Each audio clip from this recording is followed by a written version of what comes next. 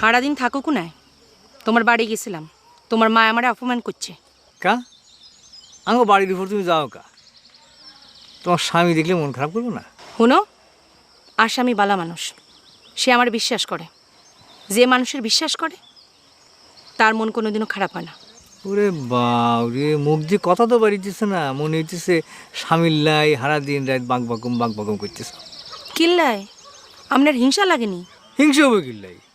বালা মানুষ, ভাগ্যবান মানুষ, এল্লাই তো বাঁক বাঁকুম করবেই। আঙ্গো কোহাল খারাপ, বউও নাই, বাঁক বাঁকুমও নাই। কপালে দোষ দিয়ে লাভ আসেনি? কপাল তোমার মুখে তুলি খাওয়া দিবনি। এখন বিয়ে করার হ্যাডম নাই।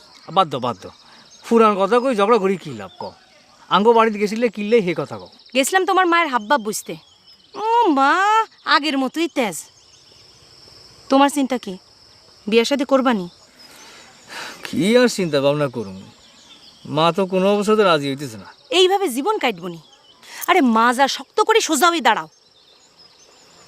আমার জীবনটা তো নষ্ট করেই দিছো, এখন নিজের জীবন নিয়ে একটু চিন্তা ভাবনা করো। বুড়া বয়সে বউ ছাড়া কেউ পাশে থাকতো না। তোমার জীবন নষ্ট হলো কেমনি সুলেখা? তুমি তো ভালো আছো, সারাদিন খালি স্বামী স্বামী স্বামী। আমি কে? আমি তো হ্যাঁজাকুড়া। জীবন যে কিসে নষ্ট হয় সেটা যদি বুঝতা, তাহলে মার কথা মতো সবকিছু বাদ দিয়ে ঘরে বই বই উমান্না মুরগির মতো জুইতা না।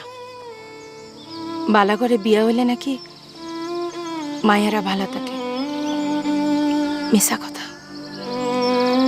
আমি ভালো আছি? ভালো নাই। আমার স্বামী খুব ভালো মানুষ, কিন্তু আমার এই মনটা তো তোমার কাছে পড়ে আছে। সংসার করি একজনের সাথে, মন ফালায় রাখছি আরেকজনের কাছে। জীবন নষ্ট হইল না? আমার কথা তুমি ভুলি যাও সুলেখা, তুমি ভালো আছো এই কথা শুনলেও আর ভালো লাগে। হয়েছে আর দেবদাসগিরি দেখাইতে হইব না।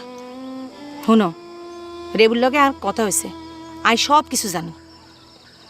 রেবু তোমারে ভালোবাসে, তুমি পারলে তার লাই কিছু একটা করো। এই কথাটা কনের লাই আমি এই গ্রামে আসি। আসসালামু আলাইকুম।